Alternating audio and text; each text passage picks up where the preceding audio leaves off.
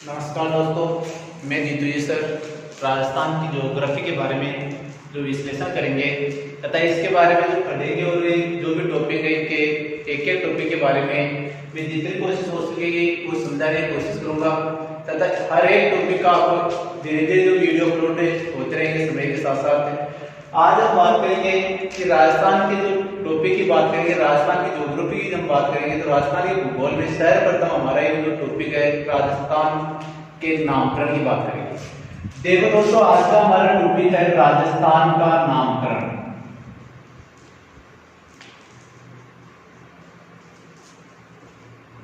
राजस्थान के नामकरण की हम बात करते हैं तो नामकरण की बात करते हैं तो राजस्थान का जो सर्वप्रथम नामकरण की बात करते हैं कि कौन से वह किन के नामों से इस भौतिक प्रदेश को जाना गया है।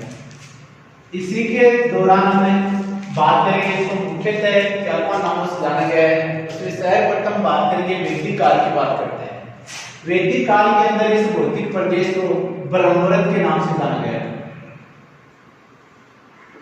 वैदिक काल में इस भौतिक प्रदेश को ब्रह्मरथ के नाम से जाना गया है। वैदिक काल के अंदर एक वेद था जो राजस्थान का नहीं बल्कि भारत का सबसे प्राचीन जो वेद था वो वेद था ऋग्वेद। तो ऋग्वेद में इस भौतिक प्रदेश के लिए एक नामकरण का उल्लेख मिला था और इस भौतिक प्रदेश को जाना गया था ऋग्वेदिक काल में ब्रह्मरथ के नाम से जाना गया था। ऋग्वेदिक काल के बाद में बात करते हैं वैदिक सभ्यता के बाद में हमारा एक काल आया था जिसे उपनिषद के रूप में भी जाना जाता है तथा इसी के दौरान एक रचना की गई थी रामायण की। रामायण की रचना की गई थी। रामायण के जो रचयिता थे वो थे महर्षि वाल्मीकि। महर्षि वाल्मीकि ने इस भौतिक प्रदेश के लिए एक शब्द का उल्लेख किया था और वो शब्द था मरुकांता। मरुकांता या मरुकांता मरुकांता शब्द का उल्लेख इसके द्वारा किया गया था महर्षि वाल्मीकि द्वारा। ऐसा कुछ बताया जाता है कि जो रामायण की रचना करते हुए महर्षि वाल्मीकि ने बार बार मरु शब्द का उल्लेख किया था। तो मरु का अर्थ होता है मरुस्थल। मरु का अर्थ क्या होता है? मरुस्थल। और कांत्रा का मतलब होता है लगातार या गतिशील। कांत्रा का मतलब होता है गतिशील। तो इस राजस्थान में जो गतिशील मरुस्थल का उल्लेख करते हुए मरुकांत्रा शब्द का उल्लेख दर्शाया था और ये मरुकांत्रा शब्द का उल्लेख दर्शाया था किसके द्वारा किया गया था? महर्षि वाल्मीकि द्वारा दिया गया था। अब बात करते हैं इसके आगे हम बात करेंगे।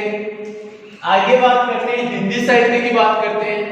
हिंदी साहित्य के अंदर भी दो ग्रंथों में राजस्थान के नामकरण का उल्लेख राजस्थान नामकरण दर्शाया जाता है। इस भौतिक प्रदेश का नामकरण का उल्लेख क्या दर्शाया जाता है? राजस्थान दर्शाया जाता है। और ये हिंदी साहित्य के ग्रंथों की बात करते हैं।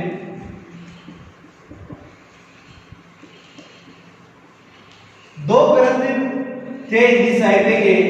एक था मोहनोत्तनेश्वरी ख्यात या नैनसीरी ख्यात जिसको बोलते हैं, नैनसीरी ख्यात।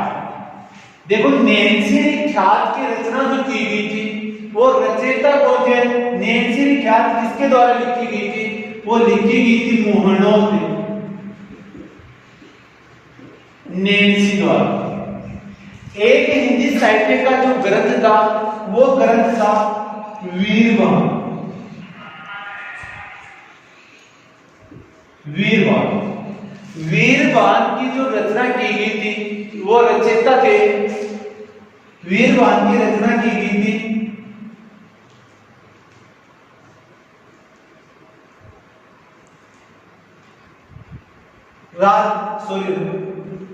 राजरूप ग्रंथ। ग्रंथ का नाम था राजरूप। और राजरूप के जो ग्रंथ था इसके रचयिता थे वो थे वीरवान।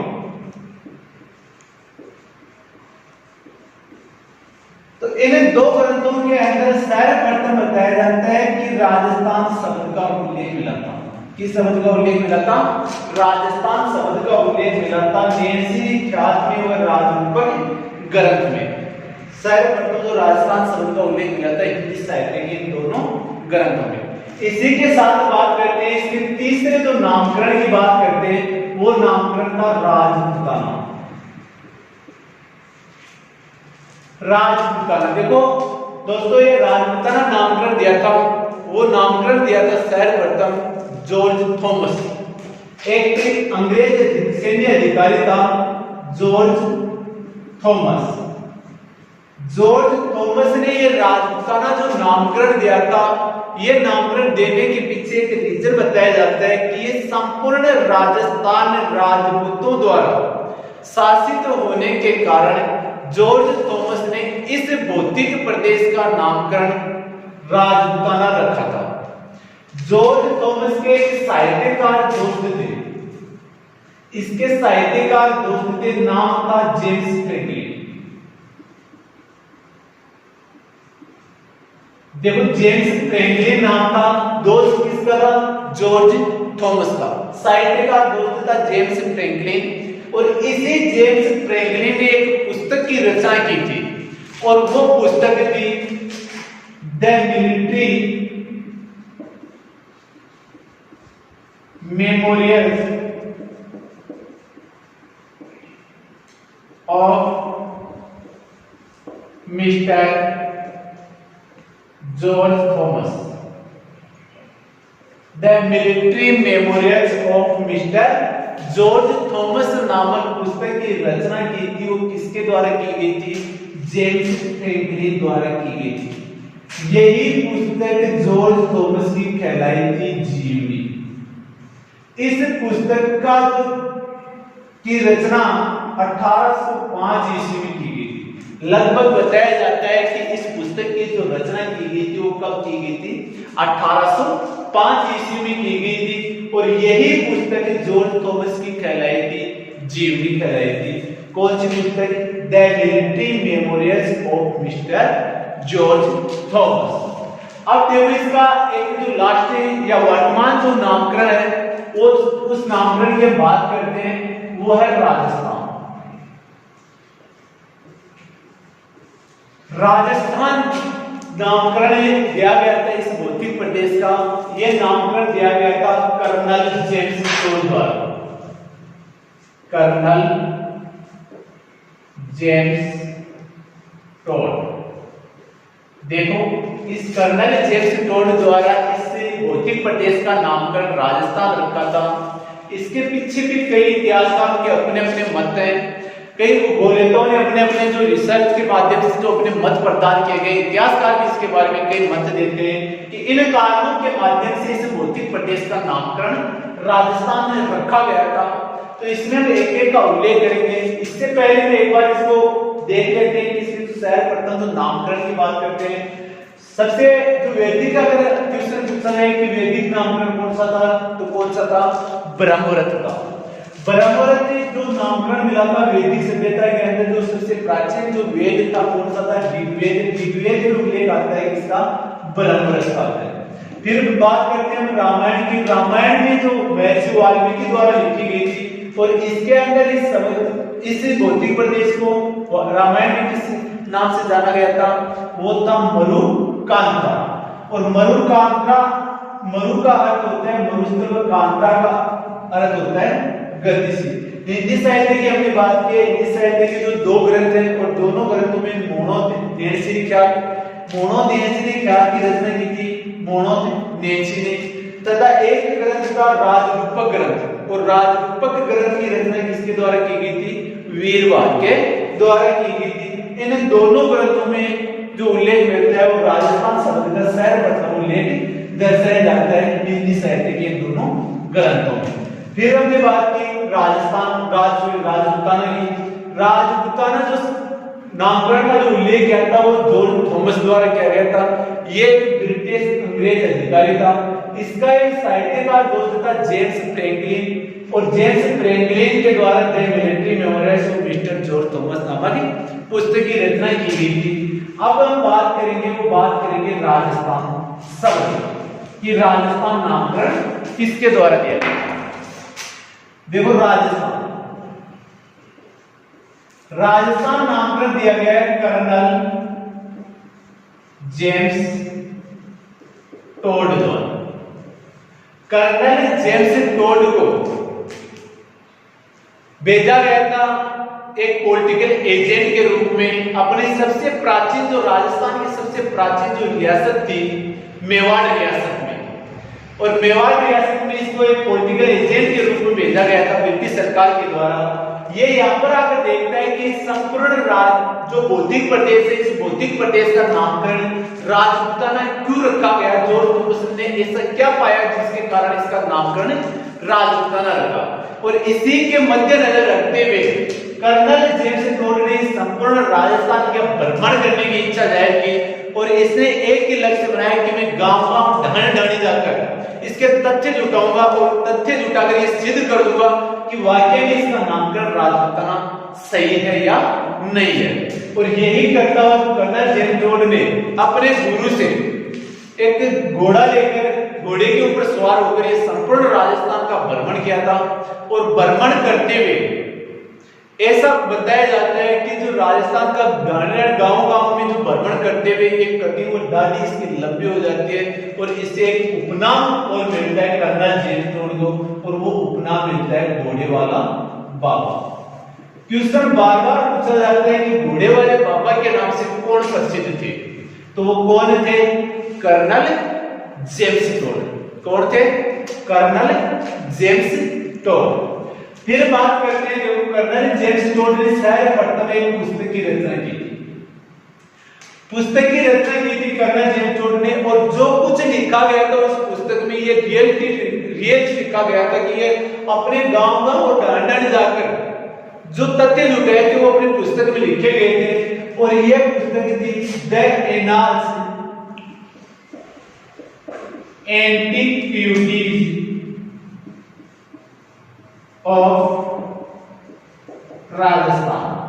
पुस्तक का नाम रखा गया था the annals antiquities of Rajasthan. पुस्तक की रचना की गई थी और इस पुस्तक की रचना लगभग 1829 ईस्वी में की गई थी। इसी पुस्तक का दूसरा नाम central and western Rajput state of India. इसी पुस्तक का दूसरा नाम कई बार पूछ लिया जाता है central and western Rajput state of India. पुस्तक किसके द्वारा लिखी गई? तो किसके द्वारा लिखी गई थी? कर्नल जेम्स टोड के द्वारा लिखी गई। यही पुस्तक के बारे में बताया जाता है कि इसी पुस्तक को राजस्थान के इतिहास के संदर्भ में लिखी गई पहली पुस्तक थी the annals antiquities of Rajasthan, जिसके कारण कर्नल जेम्स टोड को राजस्थान के इतिहास का पितामह कहा जाता है। पितामह किसे कहा जाता है? कर्नल जेम्स टोड को राजस्थान के इतिहास का पितामह किसे कहा जाता है? तो वो कौन था? Colonel James Tod. अब बात करते हैं कर्नल जेम्स टोड ने भ्रमण करते हुए दो उपनामों का उल्लेख किया था। दो उपनाम कौन कौन से रखे गए थे कर्नल जेम्स टोड के द्वारा जो भ्रमण करते हुए राजस्थान के संदर्भ में दो उपनाम रखे गए थे? उन उपनामों में मैं बात करता हूं। पहला उपनाम दिया था इसने, वो दिया था राजस्थान। एक उपनाम कौन सा दिया था? राजस्थान। राजस्थान जो उपनाम दिया गया था और जो कर्नल जेम्स टोड ने दो उपनामों का उल्लेख किया था, वो एक था राजस्थान, एक कौन सा था? रजवाड़ा। कौन सा था? रजवाड़ा। एक था राजस्थान, एक था रजवाड़ा। राजस्थान जो राजपूतों के निवास स्थान के बारे में बताया जाता है कि इनकी प्राचीन जो बलियां थी, इन बलियों के अनुसार ऐसा कुछ बताया जाता है कि राजपूतों के निवास स्थान को क्या कहा जाता था? राजस्थान कहा जाता था। बल्कि रजवाड़ा जो उपनाम दिया था इसने, रजवाड़ा किसे कहा गया था इस समय? प्राचीन बहियों के हिसाब से या इनके लिखे गए लेखों के अनुसार रजवाड़ा राजपूतों द्वारा शासित क्षेत्र को रजवाड़े के नाम से जाना गया था। रजवाड़ा किसे कहा गया था? राजपूतों द्वारा शासित जो क्षेत्र था, इस क्षेत्र विशेष को रजवाड़े के नाम से जाना जाता था। ये दो उपनाम किसके द्वारा दिए गए थे? कर्नल जेम्स टोड के द्वारा दिए गए थे, रायथान और रजवाड़ा। देखो, राजपूतों के निवास स्थान को वर्तमान में भी एक नाम दिया जाता है और वो नाम कई बार पूछा भी जाता है तो कंफ्यूज रहते हैं, बोले आप एक तरह निवास स्थान बोला करते हैं, उनके निवास स्थान नहीं बोलते। राजपूतों का जो निवास स्थान होता है उसे वर्तमान में ठिकाना बोला जाता है और इस प्राचीन समय के अंदर बोला गया था वो क्या बोला जाता था? रायथान बोला जाता था। अब बात करते हैं, इससे आगे बात करते हैं कि जैसे कर्नल जेम्स टोड ने संपूर्ण राजस्थान का भ्रमण किया था, भ्रमण करते हुए इस कर्नल जेम्स टोड ने जो एक शिलालेख का उल्लेख बताया जाता है, बसंतगढ़ शिलालेख। देखो, बसंतगढ़ जो शिलालेख था,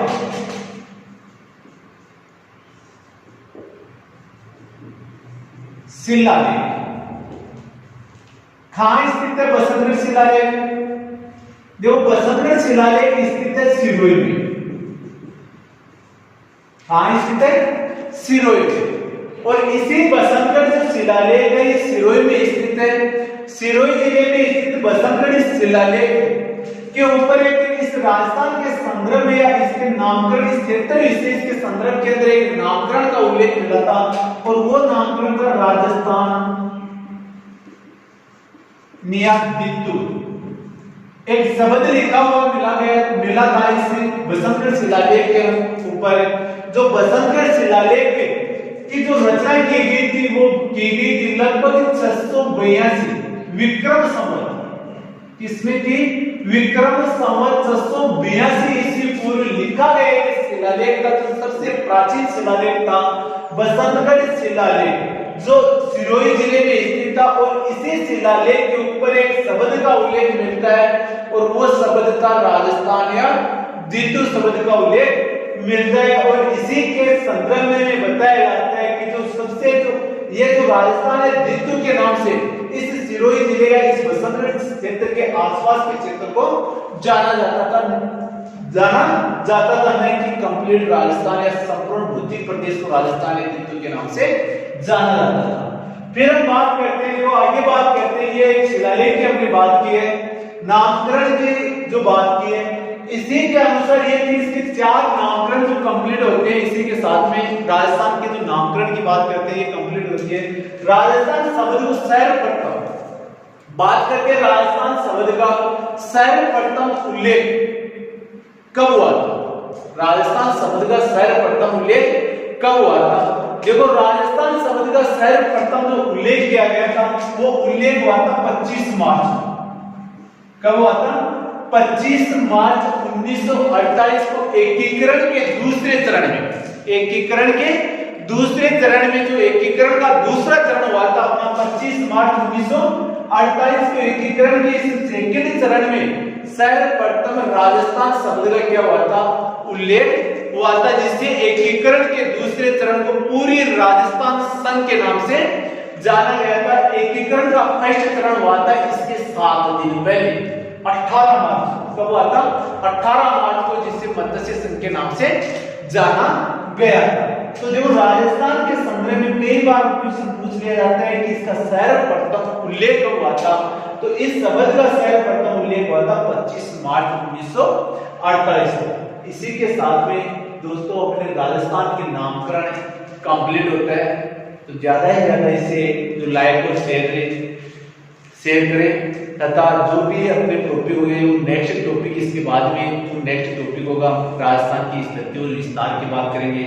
तो इसी के द्वारा जो कंप्लीट जो राजस्थान का जो टॉपिक वाइज में सिलेबस आपके जो समझाने की कोशिश जारी रखूंगा और आप मेरा जो लाइक और शेयर करने में सहयोग करते हैं। जय हिंद, जय भारत।